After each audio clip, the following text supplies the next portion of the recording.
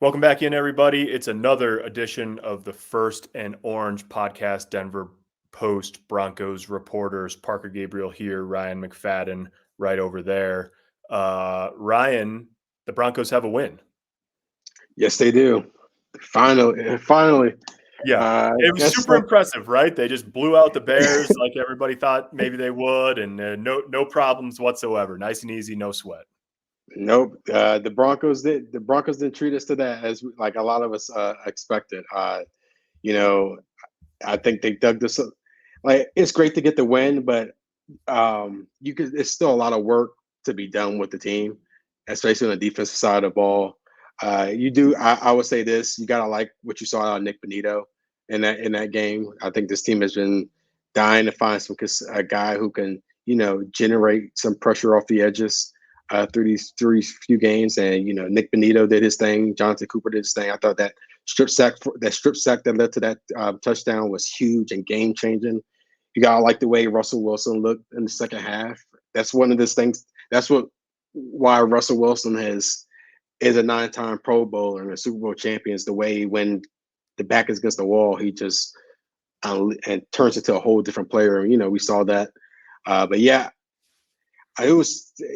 When you look at that game, you rewatch the game. There's still a lot of flaws in the defense side of the ball. I know they was able to contain the Bears in the second half, but you allowed Justin Fields to complete 15 straight passes. Yeah.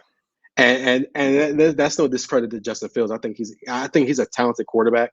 I know it's been a rough start to the season, but he entered the game with one of the lowest completion percentages in the league, and he starts the game 15 for 15. There was too many guys wide open down the field, and it looked like whether it was miscommunication, not know who your assignment was. Like Sean Payton said, they're going to be playing better teams. You got one in 2 weeks against the Chiefs. You got the Bills, who seem to destroy every team that the Broncos has played this year. So it's proud to get that win.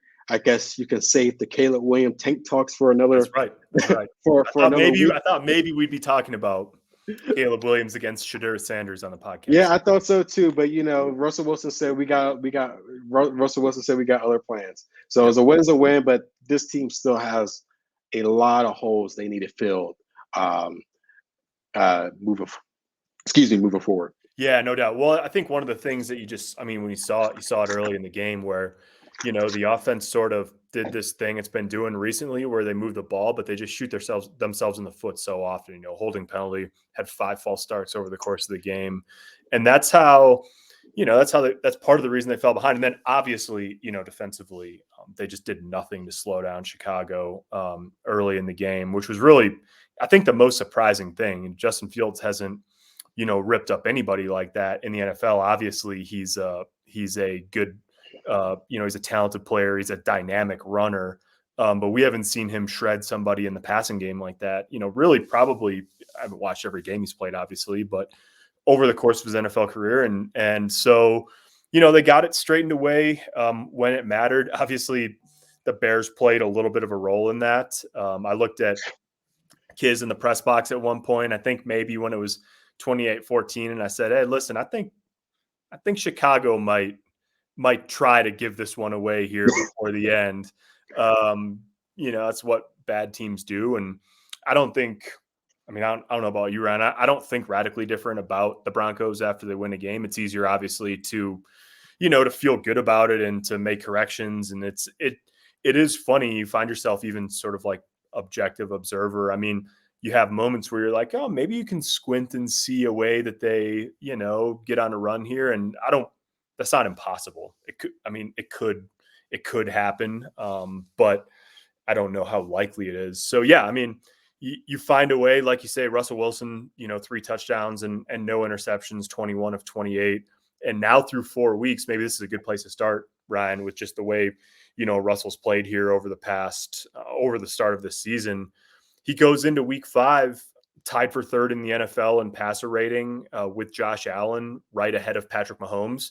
And if you go based on the advanced metrics like EPA per play, I think he's 4th in the NFL. So Quietly, I'd say sort of quietly, he's off to a darn good start so far this year. And this was, it wasn't his biggest yardage game, but this was the most efficiently and probably the best he's played so far this season. Yeah, you hit the point there. I thought this was Russell Wilson's best game thus far. He was very efficient. He was helping to move the offense really quickly. And like you said, it's just he showed that trait that has made him one of the best QBs in the league for X amount of years. It's that clutch gene, It's like when his teams are down, he just figures out a way, whether it's like a deep ball or a key drive, he just figures out a way to pull out the win. And that's what Denver brought him here to do last year. Obviously, it didn't work out the way they expected. In 2022, you're starting to see a little bit more this year, but I'm not too surprised the way he's performing because you knew he still had it in him. And it kind of proves Sean Payton's point to a little bit where he needed the right coaching. And I think I'm not saying Sean Payton has been perfect throughout these first 4 games. They're 1-3. They blew a lead to the Commanders. They got just destroyed by Miami. So there's a lot of flaws there, but you got to admit he got Russell Wilson in a direction and much better in the right direction. Yeah. Now we still have a lot of football left. Things can change, but this is his performance is very encouraging moving forward, and it's one of those performances where you have to sit there and wonder, like, if this team just falls off the rails and in a top 5 pick situation, and Russ is still playing at a high level, like, what do you do? What do you do? Because you still have to pay him a ton of money. And at the same time, he is still playing at a high level. So do you just say, you know what, tank for Caleb Williams when Russell Wilson ends the season with 35 touchdowns and 7 interceptions? I don't it's just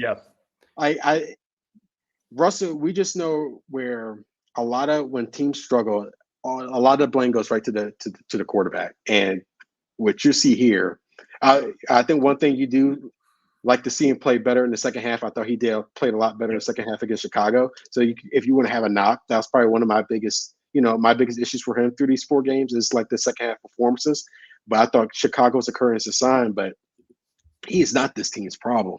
And I guess it's a good thing because when you're paying a guy $245 million, you don't want him to be the biggest problem on the field. And so far he hasn't.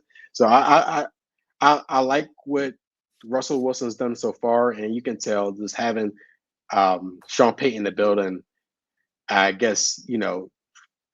bringing him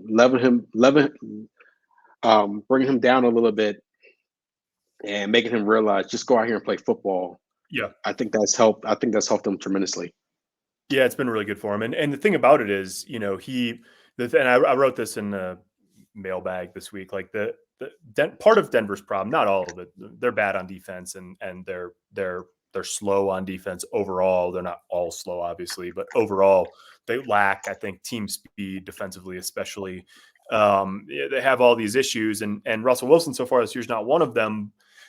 The thing is, all of the draft capital and the player capital that it took to acquire him, and then, potentially, probably likely the extension at some point is going to be an issue too. So it's sort of this, like, he's not the problem. He's playing really well. He's playing well, and he played really well on Sunday. All of the capital that it took to acquire and then pay him still seems like it's going to be problematic. And you see that in just in the lack of roster depth. I mean, it's not like, Noah Fant and Shelby Harris and would change this team necessarily. I'm not saying that, but then it's all the 4 draft picks or 5 draft picks and all of that. Like, they've just been short on that. And then they gave up more to get Sean Payton, at least in part because, they needed somebody who could sort of like help Russell Wilson get back on track. And so, all of that obviously plays into it. That story's you're not going to wake up 6 weeks from now and be like, wow, Denver made a great trade to get Russell Wilson. But all you can hope for at this point is that he plays well. And so far he is. So that's obviously been a step in the right direction. Interestingly, Ryan, I mean, 2 of the biggest offensive plays in the game One was a 31-yard run from Jaleel McLaughlin that sort of set them up. And then obviously, when they got the ball after that fourth down stop, tie game, past the 2-minute warning at the end, the first play was they called it the turkey hole shot to Marvin Mims. Two rookies that made a big impact in the game, and two guys that you just have to imagine in some way, shape, or form are going to be, part of a big part, maybe bigger part of the equation going forward for the Broncos in Mims, who was their top draft pick this past year in the second round, and then McLaughlin, who they, convinced to sign as an undrafted free agent after all the draft proceedings were over. Yeah, after this game, you got to imagine they had some form of expanded role. You still, because when you look at someone like Marvin Mims, for some reason, it's like every time he touched the ball, it's like a big play happens. So and when you have someone like that, you got to have him on the field as much as possible. I know that's hard when you have Jerry Jeudy out there, Cortland Sutton out there as those two veterans, and then you have Brandon Johnson, but they got to figure out, expanding his role a bit more in the passing game, because he makes a lot of big plays and a lot of like meaningful plays as well. And then like Jaleel McLaughlin, I think you obviously like the size comes into question, especially when it comes to like pass protection. And he even admitted that himself on Monday. But like that was probably the best rushing. It wasn't great, but that was the best rushing performance we've seen from any running back through the season. 72 yards rushing. He had that big 30-yard run in the second half. He had that 18 yards reception on a screen pass for Russell on the opening drive of the first quarter. He's a playmaker, and he figure out ways to take advantage of space and find a way to exploit like gaps. Gaps, no matter how big or small, he figures out a way to exploit it and generate huge gains. And we saw that in training camp. We saw that in preseason. And I feel like the Broncos, even with the limited capital, they were able to strike some gold on draft night and selecting Marvin Mims, and then finding a hidden talent in Jaleel McLaughlin as an undrafted free agent, because they showed that they deserve to get more playing time, to get more reps out there. Yeah, it's going to be interesting too. I mean, so we're early in the week here, obviously recording on Tuesday afternoon as we sort of go into the thrust of the work week. We know Javonte Williams has a hip flexor injury. It doesn't sound like it's something that's going to keep him out for a long time, but we don't know for sure. We'll have a better idea as the week goes on in terms of what he's able to do practice-wise and all of that. So, if he misses a game, then Ryan, we're coming into an interesting part of the schedule here where obviously they play the Jets on Sunday, and then they turn around and play Kansas City on Thursday. So just 5 days later. So even sort of like a 1-week injury, could cost Javonte Williams 2 games. We'll just have to sort of see how he bounces back. Obviously, he's been through a lot with the knee injury. And so, that if he doesn't play on Sunday against the Jets, that would only open the door for Jaleel McLaughlin more. And then there's a couple of sort of like, sort of trickle down roster effects there. We know the Broncos are waiving Asang Bassi, who started the season as a starting nickel. We think they're bringing Dwayne Washington, who's a running back, mostly a special teams guy, up to the 53. That would, from the practice squad, that would basically give you cover. If Javonte doesn't play, you'd still have 3 running backs up. But it's going to be interesting because, we've been saying this basically since the opener about Mims, right? Like, he'll see more playing time. And he's sort of had that same role, 15 to 17 snaps offensively. And then obviously he's a dynamic return man. And Sean Payton sort of like, not talk around it, but he keeps basically saying like, this is his role. Like, he's doing it really well. He's doing it at a high level. And then after the game, on the podium after the game, he says of Jaleel McLaughlin, yep, his role will keep expanding. So he's willing to say about McLaughlin, and maybe it's because of injuries and some of that, like he's willing to say about McLaughlin right off the bat after the game what has been a little bit more tentative with Marvin Mims in terms of sort of like ramping up the involvement in the offense. Yeah, I noticed that too, and I sometimes I wonder, is it more of like if like more if Payton goes out and say, yeah, we're going to expand this role, then also too it leaves a lot of people questioning, well, what about Jerry Judy? And Right. Yeah. what about Cortland Sutton? So I don't know if that's a situation like Sean Payton is trying to avoid, where if he just outright says, yeah, he's going to get a lot more playing time, and he wants to avoid those talks, saying, well, if we give him more than 17 snaps a game, then we're going to have to cut back Right. uh, Judy snaps. So I guess, and Sean Payton seems like that type, like he might want to try to avoid that type of controversy, even though when you look at Marvin Mims and each game he plays, he deserves it. It's There's not a lot like of controversy when you make a big play like almost every time you touch the ball. yeah, every single time he's touched the ball is it's a big play. Even on special teams, he had the 45-yard punt return against Commanders, 99-yard kick return against the Dolphins. He had a 60-yard touchdown reception in week 2 as well, and then he makes the one of the biggest catches of the game that helps set up the go-ahead field goal against Chicago. Like he makes Yeah, and he had plays, a and 25-yard punt return. yeah, he makes plays. So it's and if you ask anyone else covering Broncos media, they wonder the same thing. Is like what's the plan here? Like you have Yeah. this potential star that, like, even though he's making plays, is like we feel like he still hasn't been fully unleashed yet, in a sense. Yeah. Um, and I guess it's more Payton trying to figure it out. Maybe like, all right, if we expand this role, what about Jerry Judy, who we Sure. said in the offseason we believe in him, and even picked up his fifth-year option.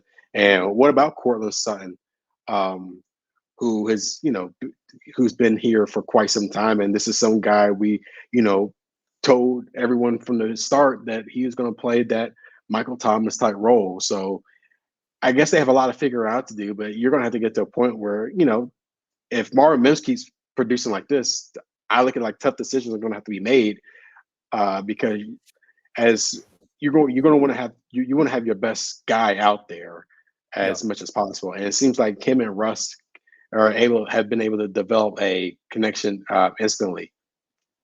Yeah, no doubt. And it's interesting because, there's I don't think you're talking about, I don't think you're talking about Jerry Judy going from playing 50 snaps a game to playing Yeah, 15, I mean, you're talking about here and there and listen, those guys are good pros. They're proven, they've been up and down, and obviously both, Cortland and Jerry have dealt with injuries at different times over the course of their career and all of that. Like, so you're not talking about like, a radical redistribution of snaps or anything. I just think you'll continue to see, Marvin Mims. You would think you'd see his usage increase, even if it's yeah, not overnight from, 15 to 17 to 45. Like, I just think it's on the upswing. And one of the things, like to Sean's credit, I mean, Sean Payton's credit, like one of the things I talk about a lot is figuring out what a guy does well and then putting him in that situation. And that's sort of like, I think you could make the argument without knowing everything that happens behind the scenes that maybe they're being overly cautious with Mims in that regard,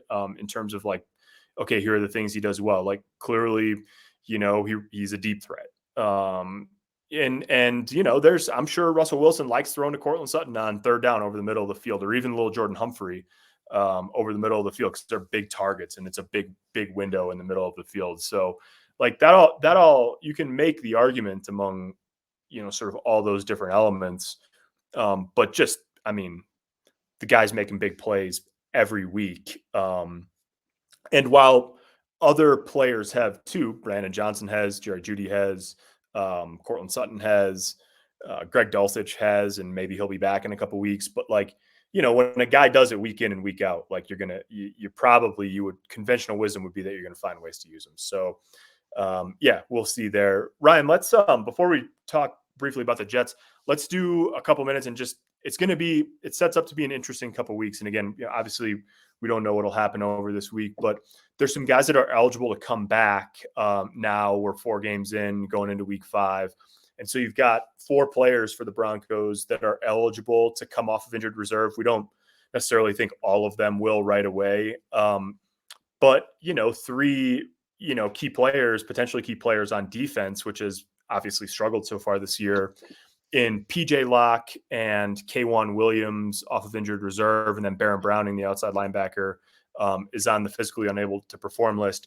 All of them can be activated starting this week on Wednesday. We don't know that all of them will be. We think Locke and Browning in particular are close, and then K1 we'll see. But that's sort of it wouldn't be a bad time for the defense to have some reinforcements on the way, right? With those guys, just given the way things have gone so far and given the performance of some other guys at those positions on defense. Yeah, to me, I think they need as many reinforcements as possible on that defensive side of the ball. If you can get like Baron Browning back there, even though Frank Clark is not on the IR, but trying to get him back healthy. I think that helps out in terms of trying to generate pressure and trying to hopefully create a stable pass rush, which we haven't seen that just yet. And then having PJ Locke coming back, especially with Justin Simmons dealing with his injury, I think that's key. They're going to need as much depth, as much help as possible. Defensive coordinator Vance Joseph's, they need it badly. To me, I think the defense has not played great, and they can make it hard. They haven't played good either. Haven't played somewhat poorly. So we're at a point where it's like you just need as many guys as possible out there. I think that's huge, especially having Baron Browning out there. And it'll be interesting, like when Frank comes back, when Baron comes back, how that rotation with the outside linebackers works. Yep. I know they talked about it throughout the offseason, how we're in a rotation with these guys, but I thought it was very telling the fact that Nick Benito got to start over Randy Gregory, and he had a solid game. So did Jonathan Cooper, and Randy Gregory has not lived up to his contract so far. So it's going to be to see how that shakes up. When Baron Browning does come back, I don't think anyone expects him to like boom jump in right away and get starter reps. But I think I think they're going to need as much help out there in the pass rush as possible. And then going back to PJ Locke, when you have like Justin Simmons out, you're going to need that depth. Kareem Jackson, to me, like for him to play all these snaps at 35 is pretty remarkable. But you're going to need some help at safety. You can't just just go out there each week and just rely on just two healthy guys, especially with there's so much uncertainty dealing with Justin Simmons. Yeah, and they're playing it. I mean, they're playing a ton of zone coverage right now, and again, it's not to pick on Delaire and Turner Yell, but defense is like it's the NFL, man. It's ruthless. Defense is the old Shanahan phrase that our friend Jeff Legwell at ESPN said. When you find a bruise, you keep hitting it, and offenses have done that. They've tested Turner Yell and whoever's been playing nickel, whether it's Sang Bassi, who they're waiving today, Quan McMillan this past week. Like, you are going to test guys who haven't proven that you can't test them.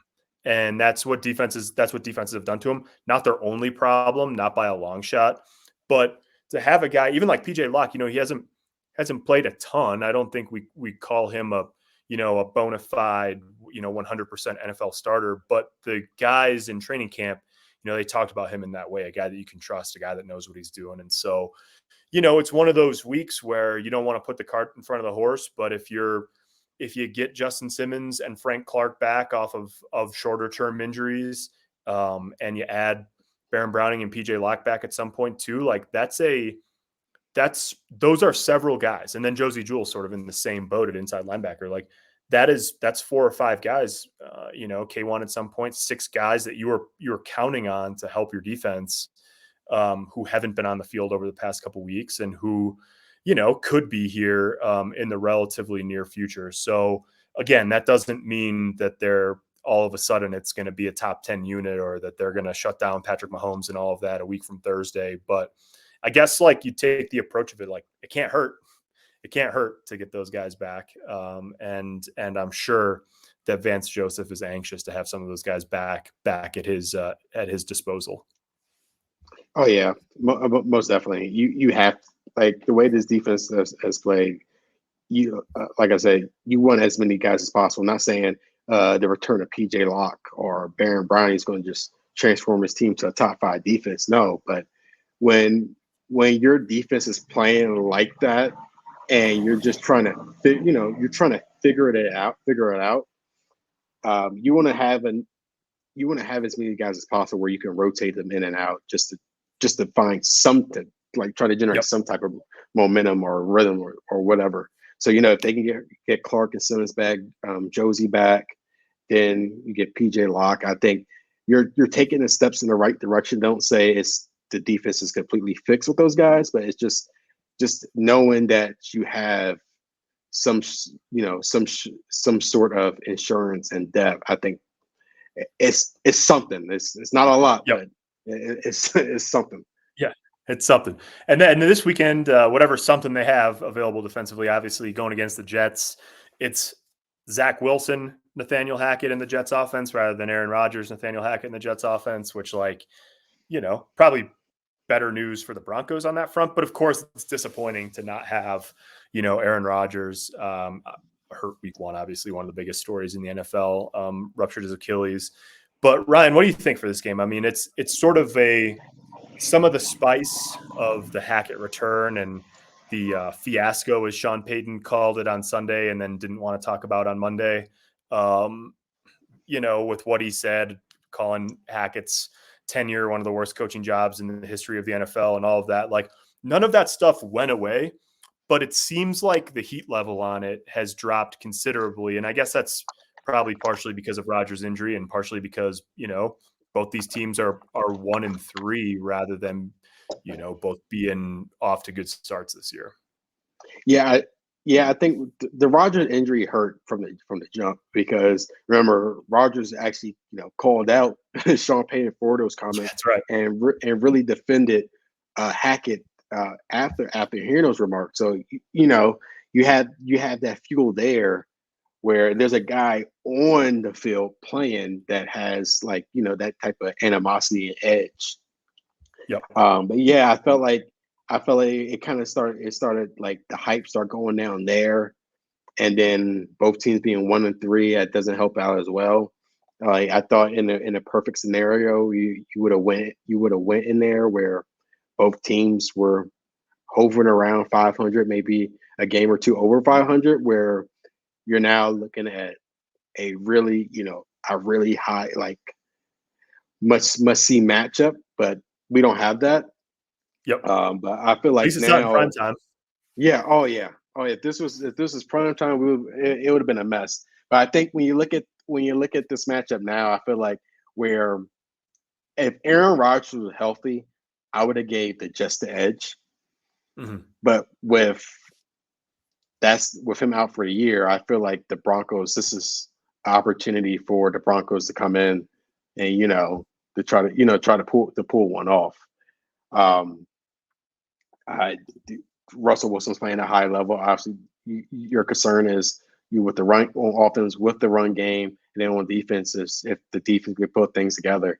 I think I think Justin Fields is a better quarterback than Zach Wilson, but allowing Justin Fields to look like Patrick Mahomes for the first half of the game gets me a little bit concerned of, all right, what you're going to do against Zach Wilson. And Zach Wilson's coming off a game against the Chiefs where I thought he looked pretty solid.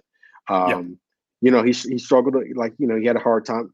He had a hard time in from the start, but I feel like after the second quarter, he started to settle in. He made some pretty impressive throws. A couple throws that were like in tight coverage. I thought I was impressed by. I know he had that fumble late in the game, and then a lot of people are talking about that holding call Sauce Gardner that kind of like took back an interception, and it remains. But I think this is an opportunity for the Broncos to come in here and they get a win at home, to get a second straight win, and you're generating some kind of momentum going into Kansas City with two 2-3 instead of 1-4. So I think this is it's a big opportunity for the Broncos, even if it doesn't have the hype like we thought it would be back in when we saw this matchup approaching.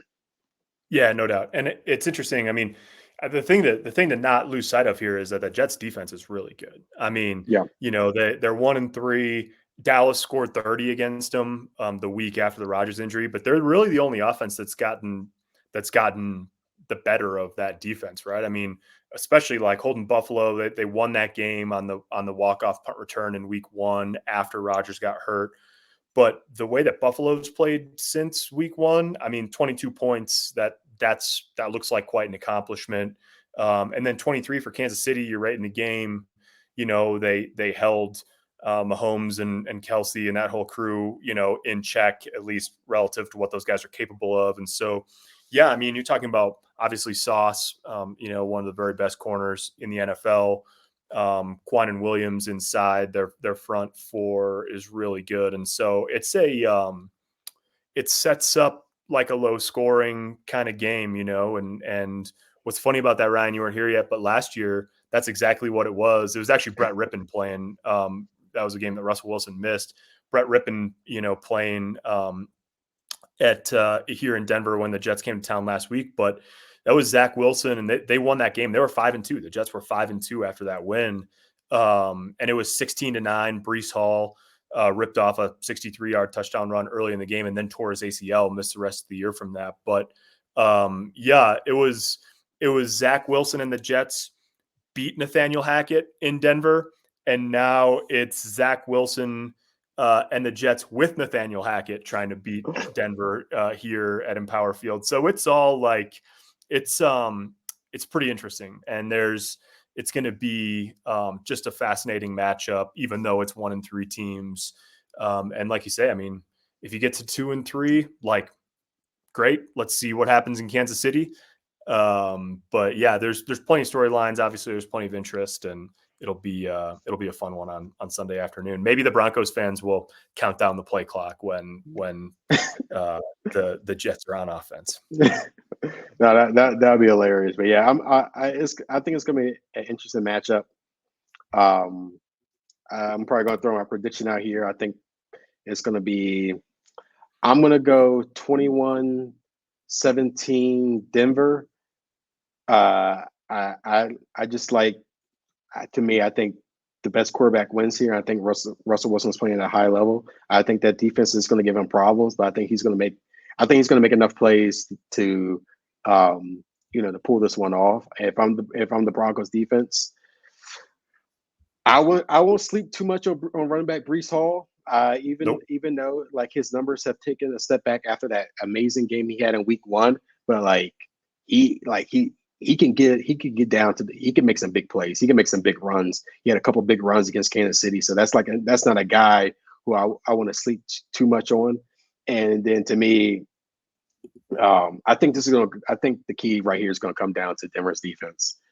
If you want an opportunity to say, if Van Schofield want an opportunity, if Sakai, all those guys want an opportunity to put the doubters away and limit the outside noise they've been receiving, I think this is it. If to me, Zach Wilson's one of the most scrutinized quarterbacks in the league, and if you let him start the game 7 for 7, oh my gosh, it's just like, it's just going to be a bad look.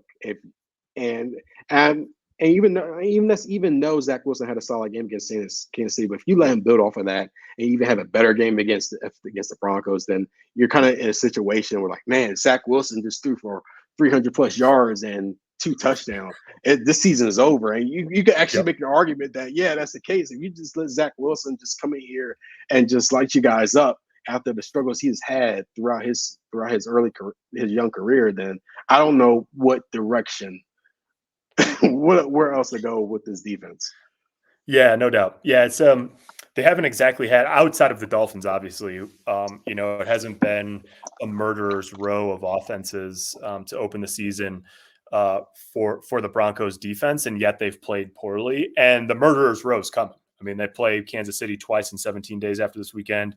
Then they got the bye week, and then they got Buffalo on the other side, Green Bay's in there too. And, you know, Green Bay's sort of they've either played really well offensively or really bad offensively. So, you know, that's the upcoming stretch. Everybody knows it, that, you know, Denver got to get a win this weekend in order to even set up sort of like a chance to get back in the mix. So I have gone back and forth on this one. I probably will continue to go back and forth on this one. Right now, I just think the Jets figure it out. 17-16, low scoring game. But stay tuned. What ends up, this is one where I'm riding the fence pretty hard. So by the time the Sunday print rolls around, maybe I'll have a different answer. But right now, I see the Jets getting it done. So we'll see about that. Anything else for the good of the cause this week, Ryan?